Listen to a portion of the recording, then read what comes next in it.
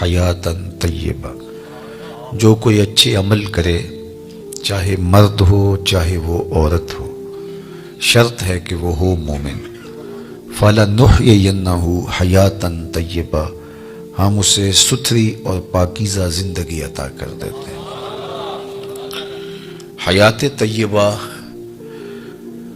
پاکیزہ زندگی ان افراد کا، ان لوگوں کا مقصوم ہے جو اپنی زندگی اللہ اور اس کے رسول کے لیے وقف کر دیتے ہیں۔ نحیینہ کے اندر بھی مادہ حیات موجود تھا، لیکن حیاتاً طیبہ الگ تاکید لفظی کے ساتھ اس مضمون کو مؤکد کیا گیا ہے کہ کوئی ابہام میں نہ رہے کہ جو میرے ہو جائیں پھر میں ان کو مرنے نہیں دیتا، ان کو ابدی اور سرمدی فیضان نصیب کیا جاتا ہے، اور زمانے مٹ جاتے ہیں، زمانے پہ آنے والے لوگوں کے نشان باقی نہیں رہتے، لیکن ان کے نشانات میں مسخ نہیں ہونے دیتا۔ مٹ گیا مشتاق دل سے رنگ یاد رفتگاں، پھول مہنگے ہو گئے قبریں پرانی ہو گئی۔ کتنے لوگ آئے اور چلے گئے، زمانہ آج ان کا نام بھی نہیں جانتا، لیکن جنہوں نے اپنے دل کو اپنے مالک کے لیے وقف کر دیا، میرے رب کا وعدہ ہے ان کے نشان نہیں مٹنے دوں۔ آپ لاہور جاتے ہیں تو راوی کے اس پار جہانگیر کا مقبرہ ہے، بر ہند کا مطلق العنان حکمران، جس کے نقارے بجتے تھے اور پورا ہندوستان اس کے زیر نگیں تھا۔ موجودہ پاکستان، مشرقی پاکستان اور پورا انڈیا، برما، یہ سارے علاقے زیر نگیں تھے، نقارے بجتے تھے۔ لیکن آج اگر آپ وہاں جائیں تو قبر پہ حسرتیں برستی دکھائی دیں گے، دن کو جائیں یا رات کو، وہاں آپ کو روشنیوں کا اہتمام دکھائی نہیں دے گا۔ اب پارک بن گیا ہے، اس کے دم سے کچھ لوگوں کا آنا جانا زیادہ ہو گیا، لیکن خالص مزار کے احاطے میں آپ کو قرآن پڑھنے والے لوگ موجود نہیں ملیں گے، تاش کھیلنے والی ٹولیاں بیٹھی نظر آئیں گی، وہاں جانوروں کی بینٹیں تو دکھائی دیں گی، تمہیں تازہ گلاب نظر نہیں آئیں گے، بلکہ بالکل اس کے ساتھ اس کی محبوب بیوی ملکہ نور جہاں کا مقبرہ ہے۔ یہ وہ خاتون تھی، جب بادشاہ تخت پہ بیٹھتا تو یہ بادشاہ کے پیچھے بیٹھتی، درمیان میں پردہ لٹک رہا ہوتا، بادشاہ کا کوئی فیصلہ اسے پسند نہ ہوتا تو پیچھے سے کمر ٹھونکتی تو بادشاہ اپنے فیصلے تبدیل کر لیتا، جس کے اشارہ ابرو پر ہندوستان کی تقدیر کے فیصلے بدلتے تھے۔ آج اس خاتون کا مقبرہ بھی اس کے ساتھ اندھیرے میں پڑا دکھائی دیتا ہے۔ زیب النساء کا اپنا شعر ہے جو اس کی لوح مزار پہ لکھا ہے، بر مزار ما غریباں نہ چراغ نہ گلے، نہ پرے پروانہ سوزت نہ صدائے بلبلے۔ ہم غریبوں کی قبر پہ نہ کوئی چراغ جلانے آئے گا، نہ کوئی پھول ڈالنے آئے گا، نہ کسی بلبل نے گیت گانے ہیں اور نہ کسی پروانے نے پر جلانے۔ وہ جو مطلق العنان تھے، جن کا طوطی بولتا تھا، جن کے نقارے بجتے تھے، چلتے تھے تو ہٹو بچوں کی صدائیں ہوتی تھی، آج غریب بنے ہوئے۔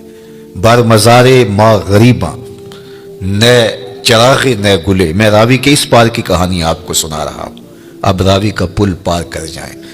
ایک لوہے مزار ادھر بھی ہے، یہاں تو ہے بر مزارے ما غریباں نہ چراغ نہ گلے، اور وہاں لکھا ہے گنج بخش فیض عالم مظہر نور خدا، ناکساں را پیر کامل کاملاں را رہنما۔ یہاں تو دن کے اجالوں میں بھی آپ کو لوگ دکھائی نہیں دیتے، لیکن وہاں رات کے اندھیرے میں چلے جائیں یا دن کے اجالے میں چلے جائیں، چھٹی کے دن چلے جائیں یا ورکنگ ڈے میں چلے جائیں، عید کے دن چلے جائیں یا جس دن شہر میں کرفیو نافذ ہو چکا ہو اس دن چلے جائیں، وہاں ہجوم عاشقاں دکھائی دے گا۔ حتیٰ کہ حد ہو گئی کہ جب طینت لوگوں نے اپنی کارروائیوں کا رخ مزارات کی طرف کیا تو داتا گنج بخش علی حجویری علیہ رحمہ کے مزار پر بھی بم دھماکہ ہوا اور ساری رات لاشیں اٹھائی جاتی رہیں، لیکن جب صبح کا وقت آیا تو ساری مسجد نمازیوں سے بھری ہوئی تھی۔ یہ میرے رب کا عہد ہے، میرے رب کا وعدہ ہے، فَلَنُحْيِيَنَّهُ حَيَاتًا طَيِّبَةً، ہم انہیں ستھری اور پاکیزہ زندگی دیتے ہیں۔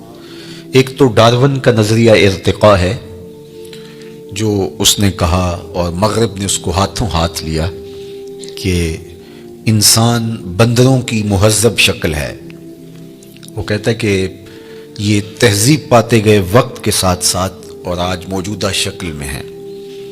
یہ ہے اس کا نظریہ ارتقاء کہ وقت کے ساتھ ساتھ جانور ترقی پاتے پاتے انسان کے روپ میں آ گئے، اور آج وہ بولتے بھی ہیں، معافی ضمیر کو بھی نوک زبان پہ لے آتے ہیں، ایجادات بھی کر رہے ہیں، لیکن ان کی جو ابتدا ہے صدیوں قبل، وہ کہتے ہیں کہ یہ بندروں کی مہذب شکل ہے اور باقی جانوروں کی مہذب شکل ہے، اور اس پر وہ دلائل دیتا ہے۔ اور ایک زمانے میں تو اس کے ارتقائی نظریے کو بڑی پذیرائی بخشی گئی، ہاتھوں ہاتھ لیا گیا، لیکن قرآن نے انسان کے عالی مرتبت آغاز کا ذکر کیا ہے کہ ابھی اس کا خمیر گویا جا رہا تھا، فرشتوں کی پیشانی کو سجدے کے لیے تیار کیا جا رہا تھا۔ اس کا آغاز ہی خوبصورت ہے۔ ہم نے اس کو اپنی نیابت کا تاج دیا ہے، وَلَقَدْ كَرَّمْنَا بَنِي آدَمَ لَقَدْ خَلَقْنَا الْإِنسَانَ فِي أَحْسَنِ تَقْوِيمٍ، اس کو احسن تقویم میں پیدا کیا ہے۔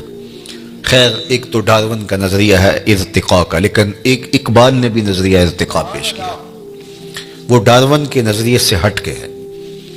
والدہ مرحومہ جب انتقال کر گئی علامہ اقبال علیہ رحمہ کی، تو انہوں نے ایک طویل مرثیہ ان کی یاد میں لکھا جو آج بھی کلیات میں موجود ہے۔ اس کا عنوان ہے والدہ مرحومہ کی یاد میں۔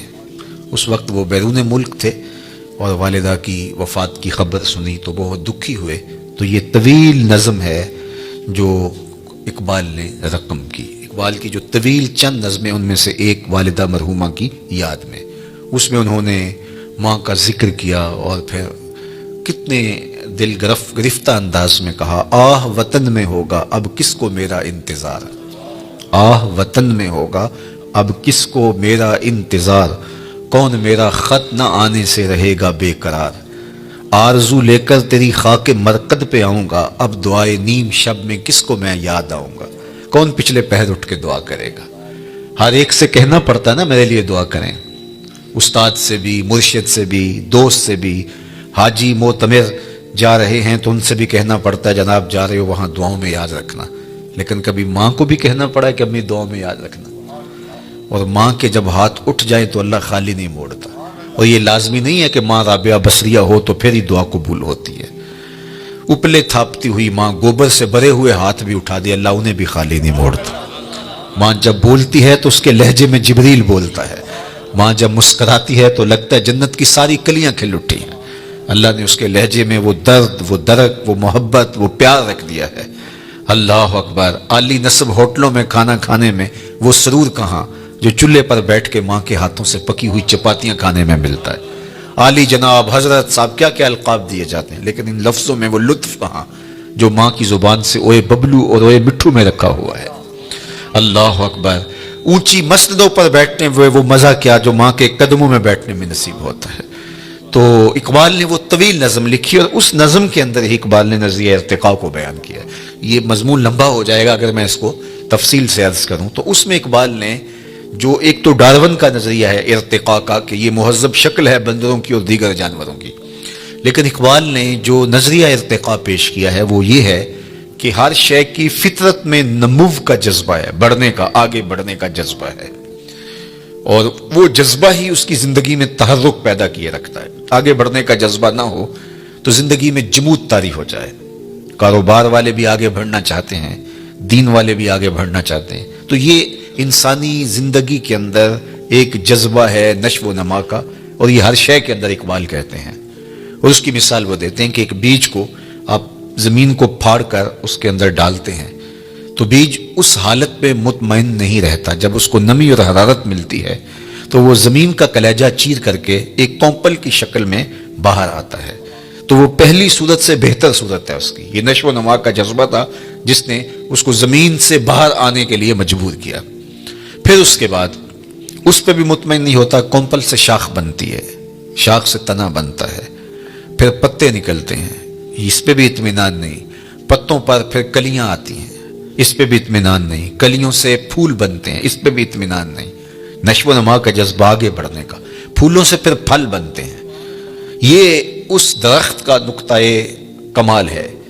اب جب اس نشو و نما کا جذبہ اس کی فطرت میں موجود ہے اور آگے وہ بڑھ نہیں سکتا, پھل سے آگے کدھر جائے, تو وہ پھل پک کے دوبارہ پھر بیج بنتا ہے اور پھر دوبارہ تہے مزار آتا ہے, دوبارہ پھر جو ہے وہ زمین میں آتا ہے اور زمین میں آ کے پہلے ایک تھا, اب وہ باغ کی شکل میں نمودار ہوتا ہے. تو یہ فطرت ہے. ہر شے میں اقبال نے مثال جو ہے وہ درخت سے دی. فطرت ہستی شہید آرزو رہتی نہ ہو. اگر آپ کی توجہ ہو, فطرت ہستی شہید آرزو رہتی نہ ہو, خوب تر پیکر کی اس کو جستجو رہتی نہ ہو. موت کو سمجھا ہے غافل اختتام زندگی, یہ ہے شام زندگی صبح دوام زندگی. اور یہی ہے فَلَنُحْيِيَنَّهُ حَيَاتًا طیبہ. کہا جو میرے ہوتے ہیں پھر میں ان کو مٹنے نہیں دیتا, ان کو ایسی زندگی دیتا ہوں کہ جو قابل رشک ہوتی ہے.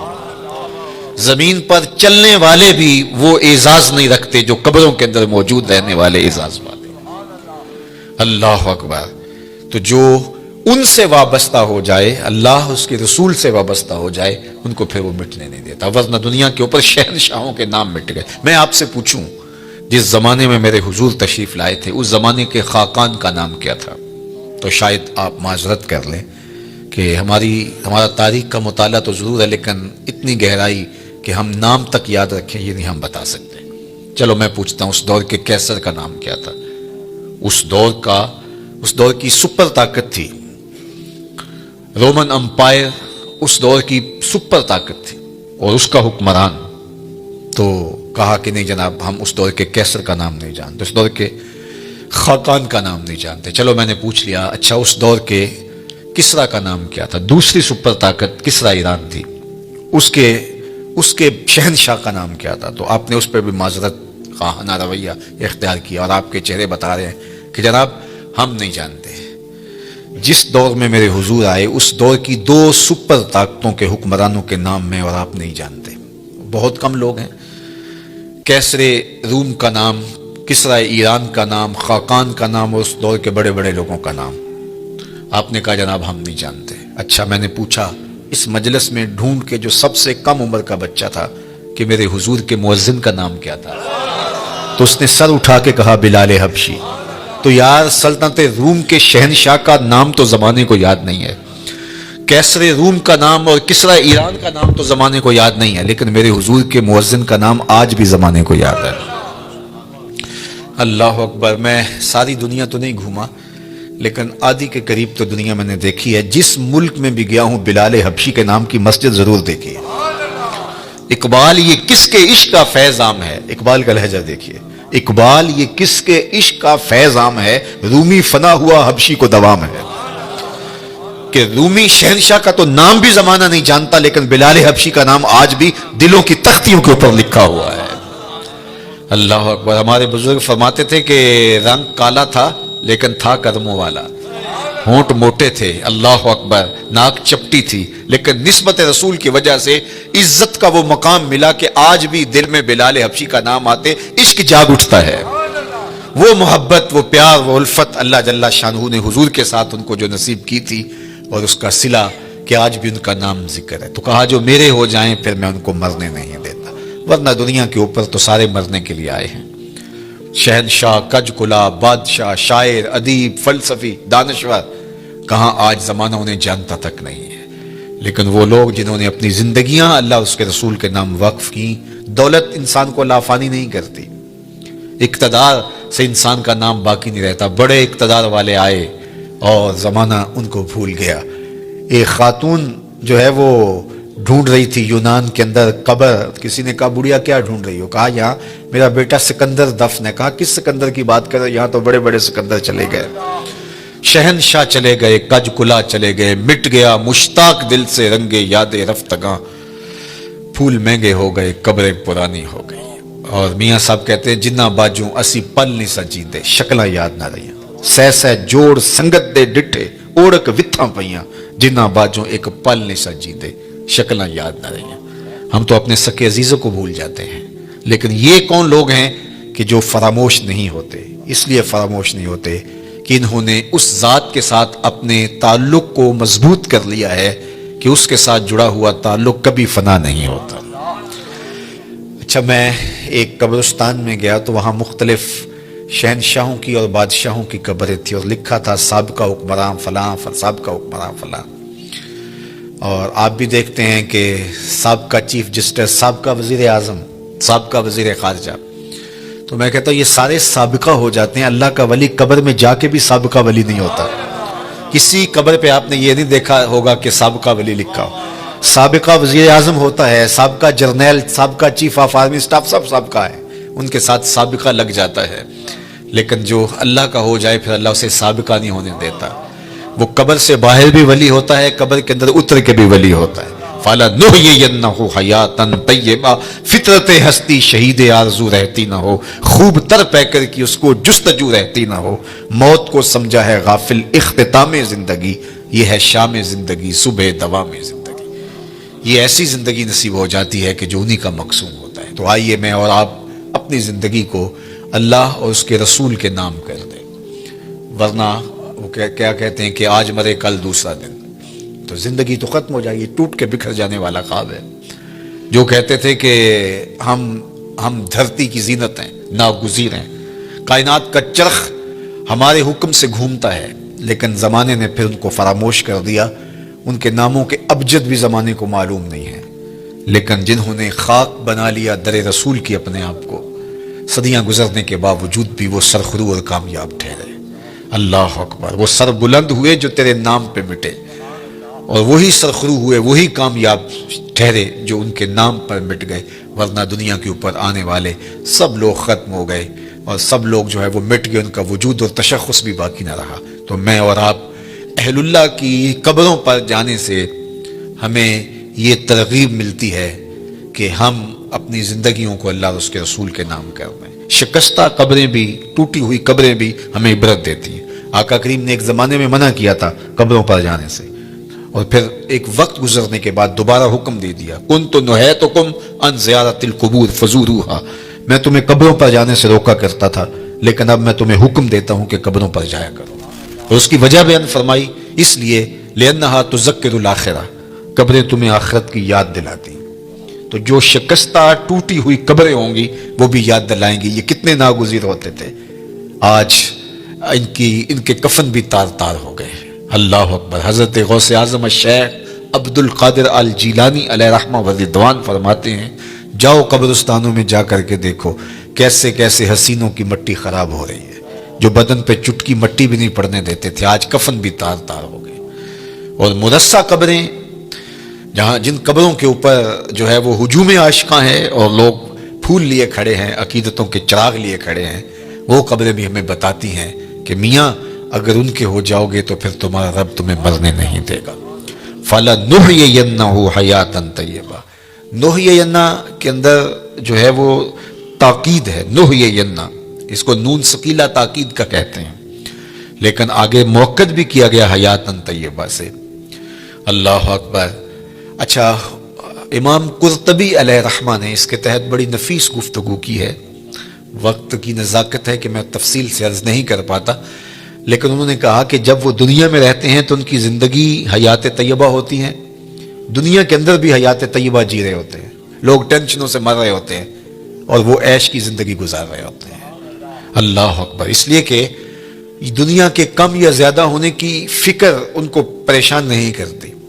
वो जिस हालत में भी हैं अल्लाह के शाकिर हैं, अल्लाह के शुक्रगुजार हैं। तो फरमाया कि हयातन तय्यबा का जो मफहूम बयान किया तो कहा कि उसका एक मफहूम यह है कि अल्लाह उन्हें इस्तिग़ना का नूर अता कर देता है। इस्तिग़ना क्या है کہ جو اللہ کی طرف سے نصیب ہوا اس پہ واہ راضی ہو گئے، جس حالت میں بھی رکھے اس پہ راضی، مل گیا تو پھر بھی ٹھیک، نہیں ملا تو پھر بھی ٹھیک، کہ یہ دونوں حالتیں اس کی طرف سے ہیں تو بس مجھے مل گیا تو تا بھی ٹھیک، نہیں ملا تو۔ اور اس کے برعکس لالچ، تو لالچ جو ہے وہ زندگی میں کبھی بھی بندے کو چین اور سکون نہیں لینے دیتا، حال من مزید آگے بڑھنے کی اور زیادہ دولت کی خواہش اس کو بے سکون رکھتی ہے۔ کوزائے چشم حریصاں پر نشد، تا صدف کانے نشد پر در نشد۔ رومی علیہ رحمہ فرماتے ہیں حریص کی آنکھ کا پیالہ نہیں بھرتا، اور اس کی وجہ کیا فرماتے ہیں کہ جو آنکھ ہے اس کو صبر کا پانی بھرتا ہے، پیٹ بھر جاتا ہے آنکھ نہیں بھرتی، تو اس کو صرف صبر کا پانی بھرتا ہے، یہ قبر کی مٹی بھر سکتی ہے، ورنہ جو ہے وہ آرزویں انسان کو دیوانہ رکھتی ہیں، اور دولت ہونے کے باوجود بھی قرار قلب نصیب نہیں ہوتا۔ اور دوسری جانب جس کو استغنا کی دولت نصیب ہو گئی تو پھر وہ جس حالت میں بھی ہے اس کو قرار قلب نصیب ہے، تو طمانینت قلب یہ دولت ہے۔ تو یہ اللہ اس بندے کو دیتا ہے جو ایمان کی شرط پر صالح اعمال بچا لاتا ہے، پھر اس کے پاس تھوڑا ہے تو پھر بھی خیر ہے، زیادہ ہے تو پھر بھی خیر ہے، اگر زیادہ ہے تو اللہ کی مخلوق کے لیے نفع کا ذریعہ ہے، اگر تھوڑا ہے تو پھر بھی وہ اس پر صبر اور شکر کرتا ہے۔ اللہ اکبر۔ تو ایک معنی اس کا استغنا بیان فرمایا، دوسرا معنی الرزق الحلال امام قرطبی نے بیان